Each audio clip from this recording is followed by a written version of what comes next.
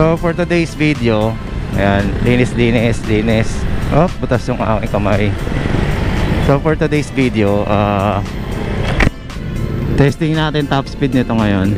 Kung kaya, hindi natin pwede pilitin pagka ayaw. Ano, level 2 po tayo guys.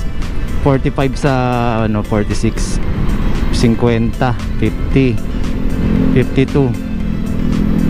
So may naka-e-bike din dito. Shoutout sa'yo kaibigan. Ayan, very good. Maintain mo lang sa ano yan, NWOW, ano tawag doon? ARS. So shoutout sa'yo boss, ingat ka. Ayan, tingnan nyo po, yan ang tama. Alam niya pong ano siya, slow moving siya. Ayan, nasa side po siya ng bike lane. Pero tingnan nyo po, kung tayo e-bike din po tayo, opo, e-bike po tayo, pero sabay natin yung mga motorsiklo, okay lang po yan. Basta marunong ka lang po sumabay sa agos ng buhay, diba? So tingnan nyo po, 44, ayan, 45. So medyo wawaspasan natin ng konti, kaya lang mabagal sila.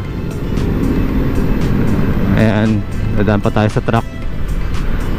Ayan, wait lang. 51, nag-average tayo ng 40 pataas. So cut, mayroon pwedeng sumulpot dyan. Okay, pasok tayo. Ayan, so nakita natin may dalawang bus, may bus dito sa gilid. So dito tayo, alis tayo sa malalaking sasakyan. Iwas po tayo kung kaya natin. Ayan na, nagpreno na yung nasa harapan. So sana banda doon medyo makaano tayo. So sa mga mga nanonood na medyo high blood, ang likot mo magmaneho, pagka malikot ka po magmaneho at may bumubusina sa likod mo dahil sa likod mo, iba na po yun. Pero kaya po tayo gumaganito, umiiwas tayo sa may ipit tayo. Sabi nga sa inyo, wala pong problema kung marunong kayo humataw, di mataw kayo. Huwag lang kayo yung alanganin, no? Daming alanganin kasi talaga sa sa kalsada Yung tipong malayo pa lang, lumiliko na kagad doon sa lilikuan. Maling-mali po yun. Kung kaya nyo pong bumuo ng pa letter L, pa L tayo, hindi yung nagsishortcut, di ba? Pag ganon, hindi yung dito pa lang pag ganon. O yan, medyo sayang yung momentum natin. Ayun, medyo congested na rin pala, kaya hindi na tayo makatakbo ng pero tuloy-tuloy ang daloy ng traffic ko.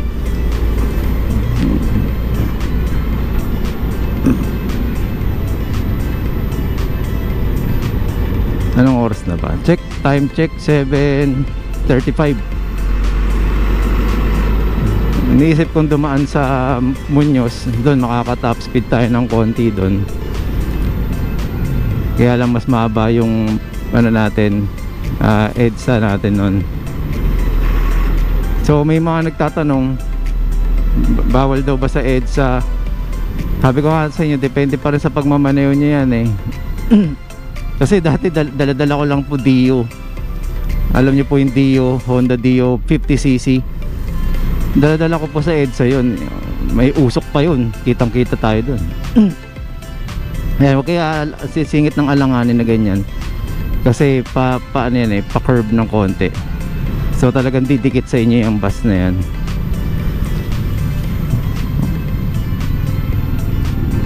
So ano muna tayo, baybayin muna natin yung konti itong traffic dahil may mga lumiliko dito kaya nagbabagal.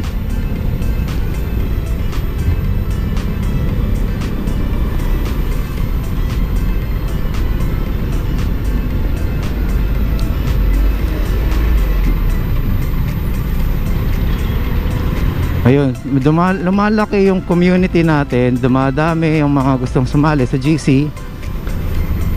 Yes, pero ako po, iko-connect ko po kayo para po may mga katanungan kayo na makatulong. Yan po yung purpose ko.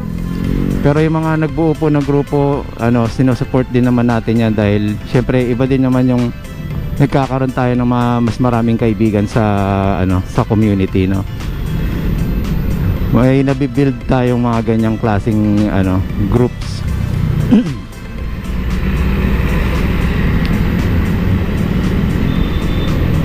Hindi tayo makawaswas.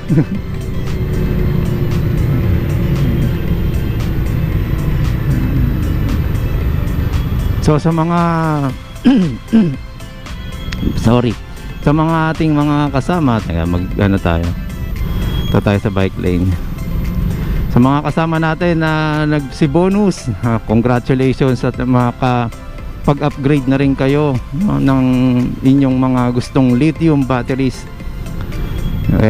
Sana nga at napupunta talaga sa tama yung inyong Pero okay po yan kasi investment din po talaga yung battery, no.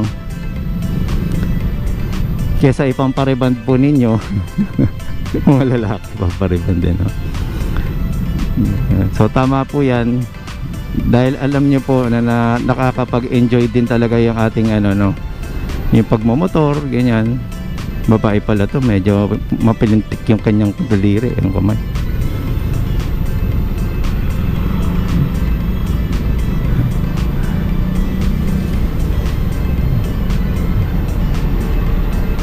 Mainit ang panahon, nakakapasok sa muka ang araw. So kakanan yung pick up, nakaharang yung Montero.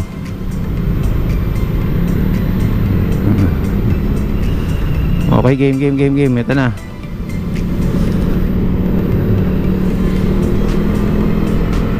So level 1 tayo, level 2 na nga natin para medyo mag-aggressive ng konti.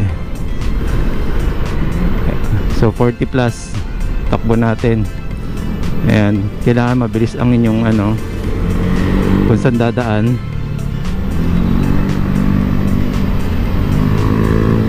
Kinakapos tayo sa tinitipid din kasi natin yung battery. So yun, ilang oras na ba tayo nagmamaneho dito sa Mindanao Avenue? Time check, so mga 5 to 7 minutes na.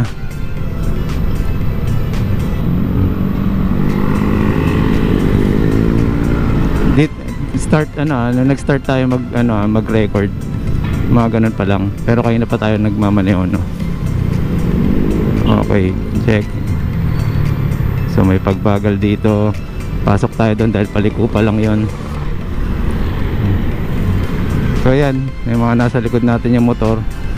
At ito po yung mga nasa harapan papalapit sa atin dahil yung tulin natin ay 46 sa pero tingin ko sa 50. Ayan nagkakagulo-gulo ayan nagsisenyas ng alanganin di ba? Maling-mali eh.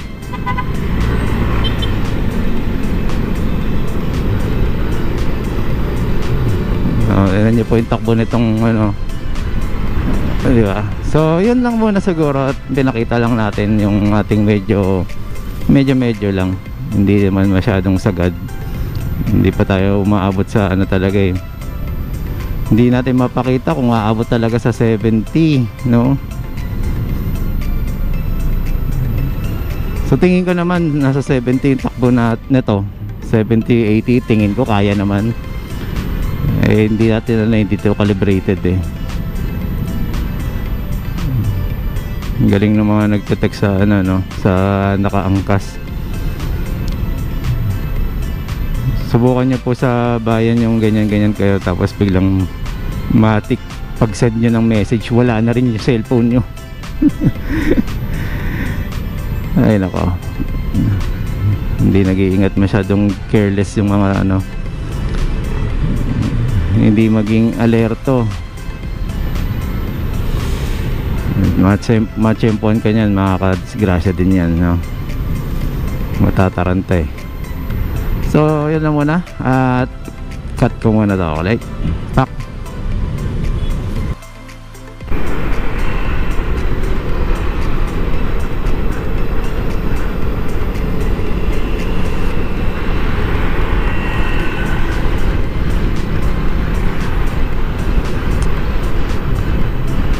tagal ng mga kasabay natin. Joke. Yung truck sa papunta ito.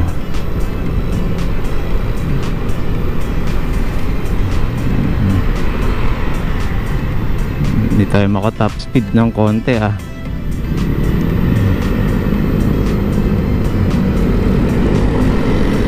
Level 2 nag ano siya, fluctuate siya 78 yung 5. So halos 5 volts yung bumababa kapag pumipiga tayo.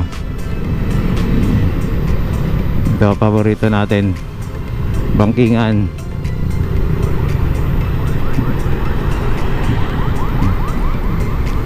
Walang thrill.